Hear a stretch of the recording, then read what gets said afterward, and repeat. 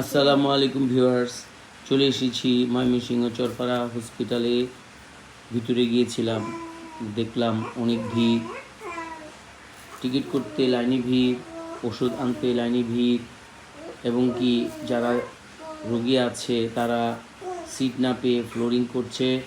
এখানে ডাক্তারের সংখ্যা অপ্রতুল, রোগীর সংখ্যা বেশি, সিটের সংখ্যা অপ্রতুল। কাজে আমি মনে করি যে এখানে মিনিমাম যা সংখ্যা আছে তার চেয়ে 20 গুণ সিট সংখ্যা বাড়ানো দরকার। এখানকার পরিবেশ পরিচ্ছন্ন রাখা দরকার, দুর্গন্ধমুক্ত করা দরকার, এবং ইমার্জেন্সি বিভাগ যেটি আছে এখানে আরও স্বাস্থ্যসেবা সুন্দর হওয়া প্রয়োজন।